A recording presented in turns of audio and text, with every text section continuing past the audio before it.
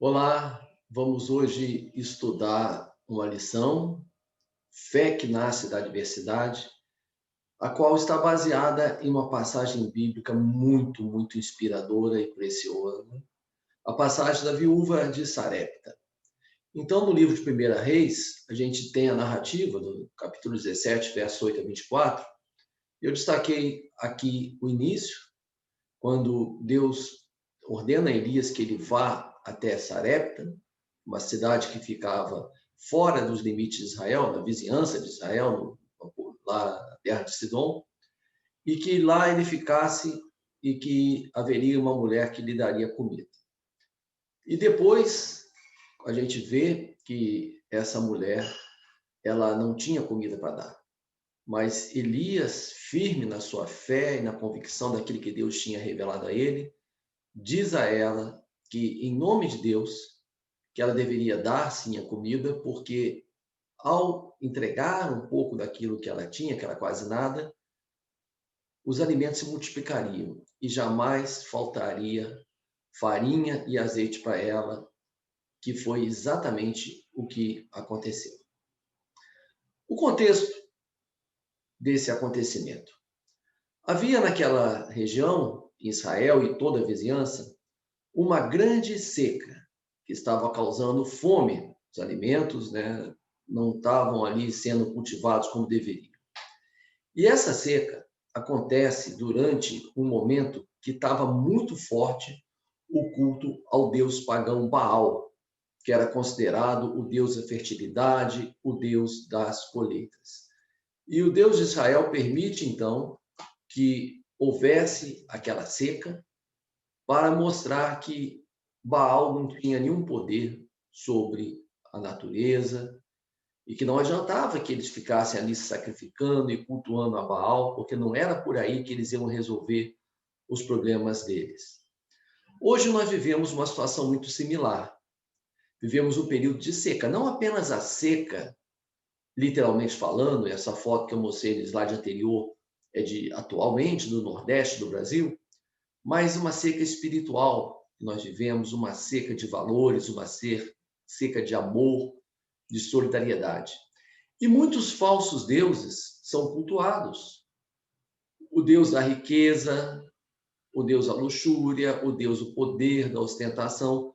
Quantas pessoas estão colocando a sua fé nesses deuses como se estivessem protegidos de qualquer problema? Imaginem vocês, antes da eclosão dessa pandemia da Covid, dá para imaginar no último verão, janeiro do ano passado, desse ano, aliás, que algumas pessoas muito ricas poderiam estar nos seus iates, navegando mar afora, cercados de todo luxo, todo conforto, todo cuidado, e talvez achando que eram invencíveis, que nada poderia lhes acontecer, que eles tinham toda a segurança, como aquele homem rico da parábola de Jesus, que depois de juntar muito nos seus estábulos, falou: alma, come, bebe e regala-te, não é verdade? E aí veio essa pandemia para nos mostrar que ninguém está a salvo de passar por problemas, de passar por necessidades. E temos aí um personagem muito interessante que é Elias. Elias foi realmente um profeta muito ungido. É impressionante a história de vida dele, os muitos milagres que Deus operou na vida dele e através dele. E olha, Deus poderia ter outras formas de alimentar Elias. Ele poderia prover alimento para Elias de maneira diferente, como fez, por exemplo, quando mandou que um corvo o alimentasse. Mas o que a gente pode supor é que Deus quis que Elias dependesse de uma outra pessoa, como ele quer que nós dependamos uns dos outros. Deus nos fez imperfeitos para que nós também possamos ter uma relação de solidariedade e dependência uns dos outros e dele acima de tudo. Temos, cada um de nós, vazios, necessidades a serem supridas, pode não ser de alimento, mas necessidades de carinho, de afeto, de compreensão, de diálogo, de parceria, todos nós temos. E é bom que seja assim. É bom que nós tenhamos a necessidade de buscar apoio em outras pessoas. A autossuficiência não é uma boa conselheira para ninguém. A viúva representava, representa nessa história, o oposto de Elias. Elias, um homem que estava ali nitidamente sendo protegido por Deus, apesar de perseguido pelo rei, ali pelas denúncias que ele fazia. Mas já a viúva representava tudo o que podemos dizer de tristeza, de perda, de angústia, de derrota, e até mesmo a necessidade de encontrar um culpado. No caso ali, culpar a Deus pelaquela seca. As viúvas, naquela época, elas eram muito mais dignas de pena do que hoje. Hoje, uma pessoa que fica viúva, ela tem a perda muito forte do seu companheiro, ou, no caso, se for um homem que fica viúvo da sua companheira, mas, naquela época, era muito mais que isso, principalmente uma mulher, porque a mulher, ela era, até uma certa idade, cuidada pelo pai, depois passava a ser cuidada pelo marido. E quando o marido morria, ela tinha que ser cuidada pelo filho, mas se o filho fosse mais velho, e é o que indica nessa história, o filho dela não era uma pessoa mais velha. Então, essa viúva representa também a cada um de nós, com as nossas carências, as nossas necessidades. Ainda que nós não estejamos, espero que não, tão carentes quanto ela, mas nós precisamos compreender que temos sim as nossas necessidades e por isso nós precisamos mostrar a fé que ela mostrou. Chegou um homem que ela não conhecia, ela não sabia quem era Elias, o profeta. Esse homem era um homem estrangeiro. Pediu a ela inicialmente um pouco de água, ela se dispôs na mesma hora a ir. Quando ele lhe pede um pouco de comida, ela argumenta, mas não resiste. Ela aceita, ela compreende aquilo que Deus falou a ela através do seu profeta, através de Elias. E quantas vezes nós precisamos ouvir o que Deus nos fala também? Aceitar, compreender, acreditar, ouvir a voz de Deus, que nos fala de muitas maneiras, através das pessoas que amamos, através dos seus profetas também.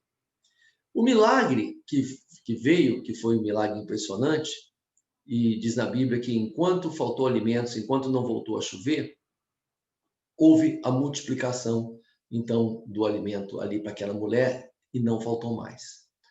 E esse exemplo do milagre é interessante porque pensamos sempre no milagre como intervenção sobrenatural de Deus, e é isso mesmo.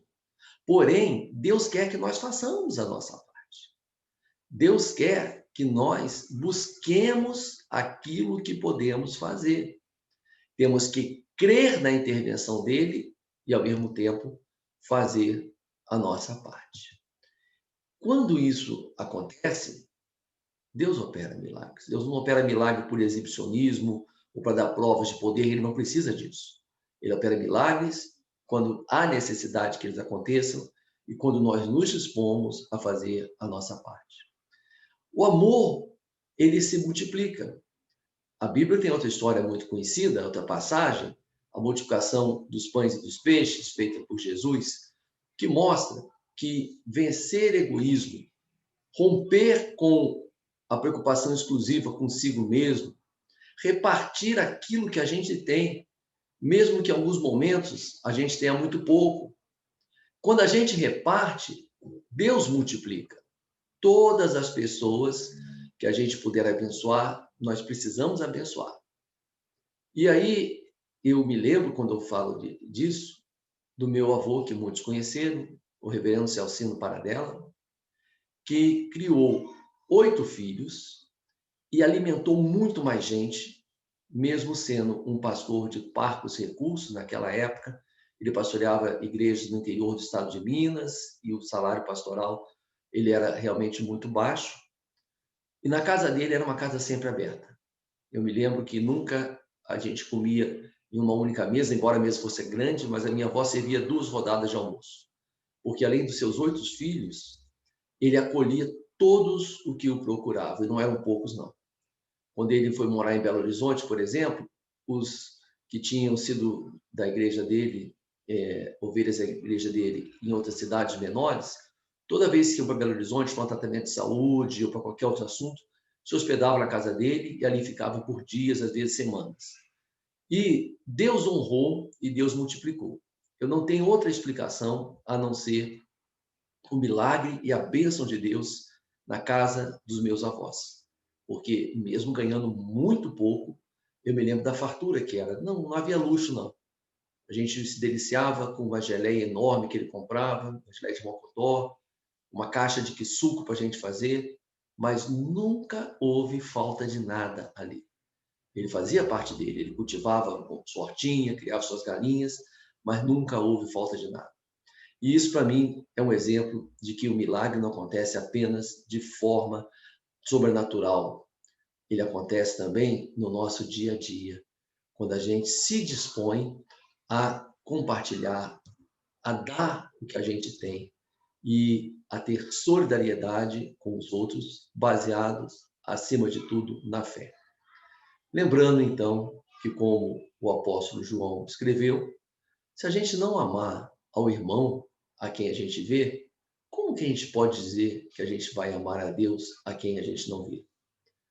Tem uma canção, né, que diz: eu te amo porque eu vejo Cristo em você. Nós temos que ver a Jesus, temos que ver a Deus em cada pessoa necessitada.